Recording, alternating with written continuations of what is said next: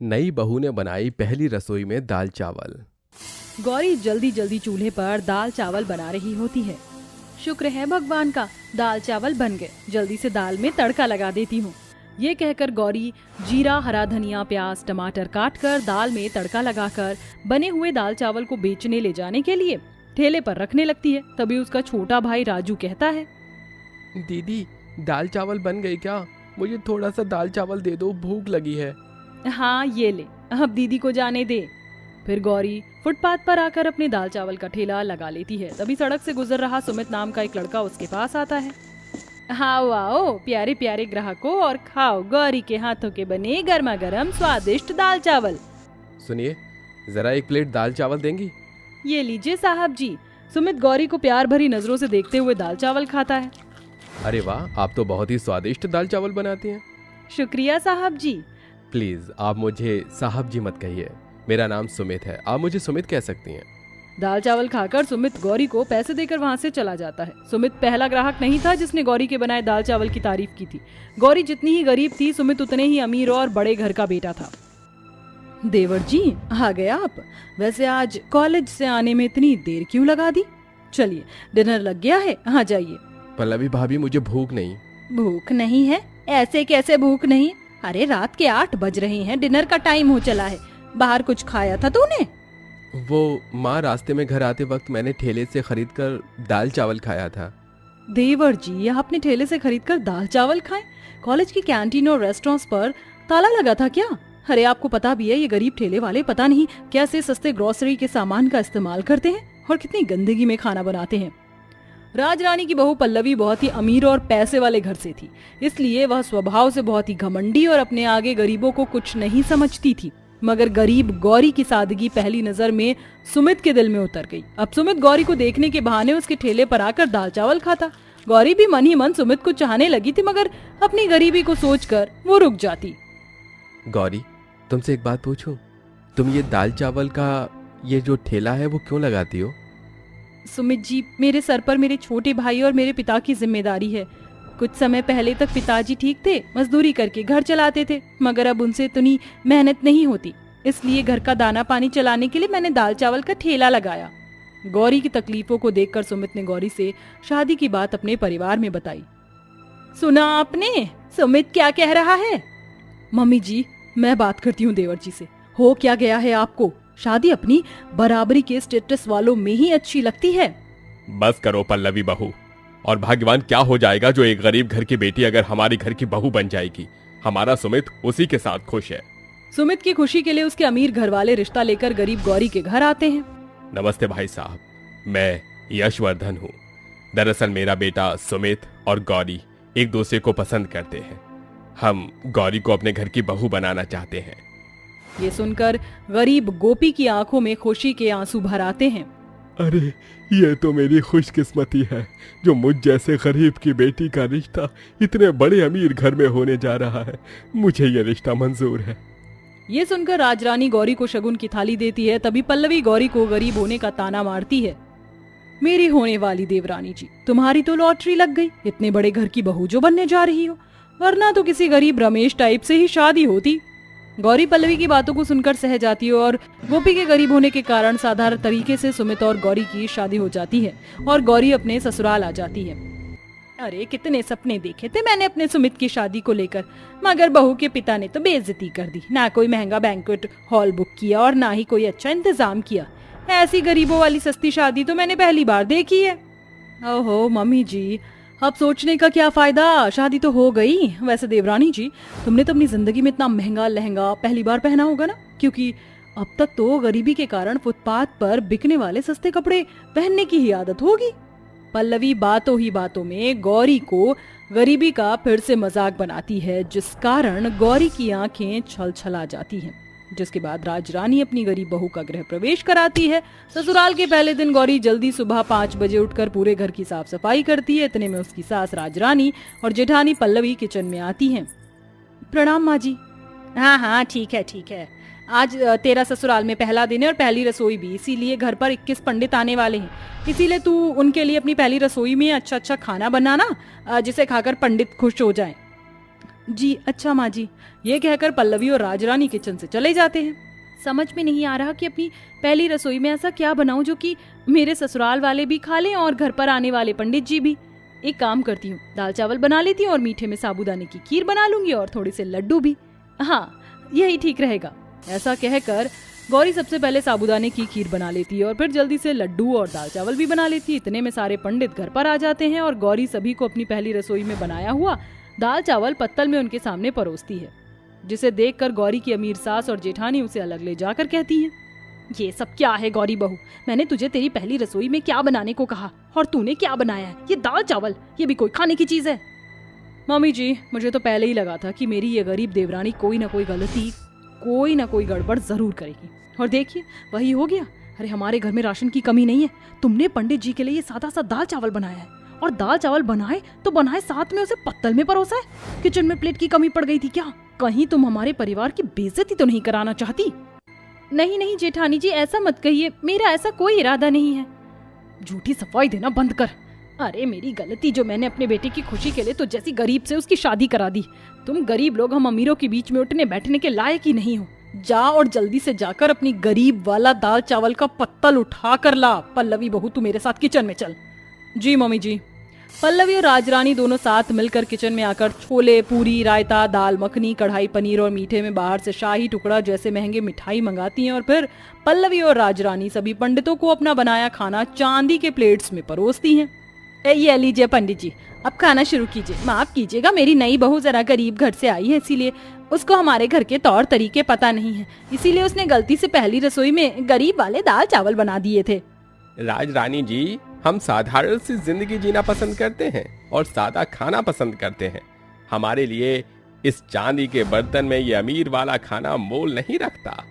आपकी बहू सर्वगुण संपन्न है, इसीलिए उसे पता है कि पंडित सादा भोजन ही खाते हैं, इसलिए तो उसने हमारे लिए दाल चावल और साबूदाने की खीर बनाई थी। हमारे लिए वही खाना ले आइए।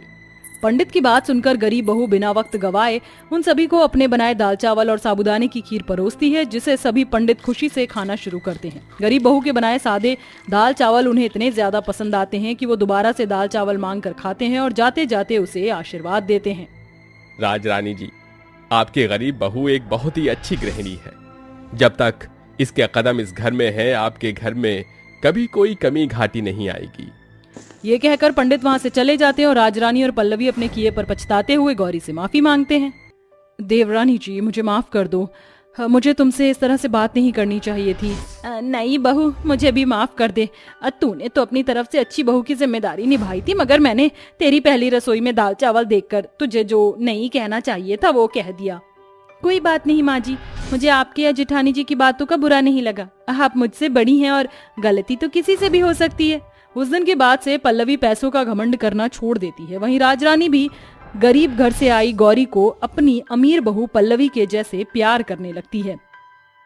अपने पति राज और सास शीतल के साथ रहती थी। संध्या देखने में काफी काली होती है। संध्या के काले रंग की वजह से ना ही तो संध्या की सास उसे पसंद करती थी और ना ही उसका पति राज। काले रंग की वजह से शीतल और राज हमेशा संध्या को ताने दिया करते थे। शीतल और राज की शादी को आज पूरे 2 साल हो जाते हैं, लेकिन शीतल अभी तक मां नहीं बन पाती है। शीतल बहन, कहाँ हो तुम? अरे शांति बहन, क्या हो गया? आज इतनी खुश कैसे हो? खुशी की ही तो बात है शीतल बहन, आज मैं दादी बन गई हूँ। मेरी बहू ने बड़े ही प्यारे पोते को जन्म दिया है। ये लो, मैं तुम्हारे लिए और तुम्हारे परिवार के लिए मिठाई लाई हूँ, जल्दी से मुंह मीठा करो। ये तो बड़ी ही खुशी की बात है शांति बहन, मुबारक हो, तुम दादी बन गई। मैं तो दादी बन गई, लेकिन तुम कब दादी बनोगी? राज और संध्या की शादी को पूरे 2 साल हो चुके हैं, बहू ने अभी तक कोई खुशखबरी नहीं सुनाई है। कहीं तुम्हारी बहू में कोई कमी तो नहीं है? मैं एक डॉक्टर का नंबर दे रही हूँ, बहुत ही अच्छी डॉक्टर है। तुम एक बार अपनी बहू को उस डॉक्टर के पास दिखा दो, अगर कोई परेशानी होगी तो वो बता देगी। शांति शीतल को एक बहुत ही अच्छी गायनेकोलॉजिस्ट का नंबर देती है। शांति की बात सुनकर शीतल को भी ऐसा लगता है कि कहीं संध्या में कोई कमी तो नहीं है, जिस वजह से वो मां नहीं बन पा रही है। इसलिए अगले ही दिन शीतल संध्या को लेकर गायनेकोलॉजिस्ट के पास जाती है और उसका चेकअप कराती है। डॉक्टर, मेरी बहू की रिपोर्ट तो ठीक है ना? कोई प्रॉब्लम तो नहीं है ना? देखिए, मैंने आपकी बहू को 2 बार चेकअप किया है और 2 बार में सेम ही रिपोर्ट आई है। लगता है बचपन में खेलकूद में इन्हें इंटरनल इंजरी हो गई थी, जिस वजह से ये बेबी कंसीव नहीं कर पा रही हैं। इसलिए आपकी बहू कभी भी बेबी कंसीव नहीं कर सकती है। डॉक्टर की बात सुनते ही शीतल और संध्या हैरान हो जाती है, जिसके बाद शीतल संध्या को वहां छोड़कर गुस्से में घर आती है। क्या हुआ माँ जी, आप मुझे ऐसे वहाँ अकेले छोड़कर क्यों आ गई? तुझे अकेला ना छोड़कर आती तो क्या साथ लेकर आती? एक तो रंग रूप इतना काला, सोचा था रंग रूप काला है तो कम से कम मेरे घर को वारिस देगी, लेकिन तू तो वो भी देने के लायक नहीं है। तू तो एक बांझ निकली। अब मैं अपने वंश को आगे कैसे बढ़ाऊंगी? मेरी तो मत ही मारी गई थी कि मैं तुझ जैसी को अपने घर की बहू बनाकर ले आई। क्या हुआ माँ, आप चिल्ला क्यों रही हैं? अब क्या कर दिया इसने? राज बेटा, तू कभी भी बाप नहीं बन सकता है। मैं संध्या को लेकर हॉस्पिटल गई थी, वहां जाकर पता चला कि ये कभी भी माँ नहीं बन सकती है। अब हम लोग क्या करेंगे? कैसे अपने वंश को आगे बढ़ाएंगे? क्या संध्या कभी माँ नहीं बन सकती? माँ, मैं तो पहले ही इस काली लड़की से शादी नहीं करना चाहता था, लेकिन आपके कहने पर ही मैंने इसे शादी के लिए हाँ की थी। एक तो इतनी काली, ऊपर से बांझ। अब क्या होगा माँ? राज, तू फिक्र मत कर, मैं अपने वंश को जरूर आगे बढ़ाऊंगी। मैं तेरी दूसरी शादी कराऊंगी, वो भी बहुत सुंदर लड़की से। माँ जी, आप ये क्या कह रही है? आप राज की दूसरी शादी कैसे करा सकती है? राज की पत्नी तो मैं हूँ। अगर मैं माँ नहीं बन सकती तो इसमें मेरी क्या गलती है? हम अपने वंश को आगे बढ़ाने के लिए कोई बच्चा गोद ले लेते हैं। मैं किसी के भी खून को अपने खानदान का वंश नहीं बना सकती, समझी? और रही शादी की बात, तो वो तो होकर ही रहेगी। जिसके बाद शीतल राज के लिए एक से एक रिश्ते देखना शुरू कर देती है। शीतल को राज के लिए एक मोना नाम की लड़की पसंद आती है। मोना देखने में बहुत ही सुंदर होती है, जिस वजह से राज मोना से शादी करने के लिए हाँ कर देता है। और देखते ही देखते कुछ ही दिनों में संध्या के सामने उसके पति राज की दूसरी शादी हो जाती है। हाय, नजर ना लगे मेरी बहू को। ऐसा लग रहा है कि कोई परी जमीन पर उतर आई हो। कितनी सुंदर है मेरी बहू। अपनी सौतन को देखकर संध्या की आंखों में आंसू आ जाते हैं, लेकिन वो मजबूर होती है, जिस वजह से वो कुछ भी नहीं कहती। जिसके बाद शीतल मोना और राज को एक कमरे में भेज देती है। मोना को अपनी खूबसूरती और गोरे रंग पर काफी घमंड होता है, जिस वजह से वो संध्या के साथ बिल्कुल भी अच्छा बर्ताव नहीं करती है और अपने गोरे रंग पर घमंड करती रहती है। माँ जी, मेरे सर में बहुत दर्द हो रहा है। मेरी प्यारी बहू के सर में दर्द हो रहा है। बहू, तू थोड़ी देर रुक, मैं अभी तेरे लिए गर्मा गर्म अदरक की चाय बनवाती हूँ। संध्या बहू, ओ संध्या बहू, कहाँ मर गई? जी माँ जी, बोलिए, क्या हुआ? मेरी बहू के सर में बहुत दर्द हो रहा है, उसके लिए गर्मा गर्म अदरक वाली चाय लेकर आ। संध्या किचन में जाती है और चाय बनाकर लाती है। मोना चाय को गर्म ही पी लेती है, जिसकी वजह से उसका मुंह जल जाता है। इतनी गर्म चाय, मेरा तो मुंह ही जल गया। तुमने जानबूझकर मुझे ये गर्म चाय दी ना, कि इसे पीते ही मेरा मुंह जल जाए? नहीं, ऐसा नहीं है। मैंने तुम्हें जानबूझकर गर्म चाय नहीं दी है। चाय तो गर्म ही होती है, तुम्हें इसे आराम से पीना चाहिए था। इसमें मेरी कोई गलती नहीं है। तो तुम कहना क्या चाहती हो? गलती मेरी है? शक्ल तो अच्छी है नहीं, माँ बन नहीं सकती हो और मुझसे जुबान लड़ा रही हो। तुम्हारी इतनी हिम्मत। इतना कहकर मोना वो गर्म चाय का कप संध्या के ऊपर फेंक देती है, जिससे संध्या का हाथ जल जाता है। इतना सब देखकर भी शीतल को कोई फर्क नहीं पड़ता। गर्म चाय के हाथ पर गिरने से संध्या को बहुत जलन होती है और वो रोते हुए किचन में जाकर अपना हाथ धोने लगती है। हे भगवान, मुझे उठा ले, मुझे इस दुनिया में नहीं रहना। मैं अगर काली हूँ और माँ नहीं बन सकती तो इसमें मेरी क्या गलती है? मोना हमेशा ही संध्या को परेशान किया करती थी, लेकिन कोई भी मोना को नहीं रोकता था। ऐसे ही समय बीतता रहता है और शादी के कुछ ही महीनों में मोना प्रेग्नेंट हो जाती है। मोना की प्रेग्नेंट होने की खबर सुनकर सारा परिवार बहुत खुश होता है, यहाँ तक कि संध्या को भी बहुत खुशी होती है। समय बीतने के साथ साथ मोना की गोद भराई की रस्म का समय आ जाता है।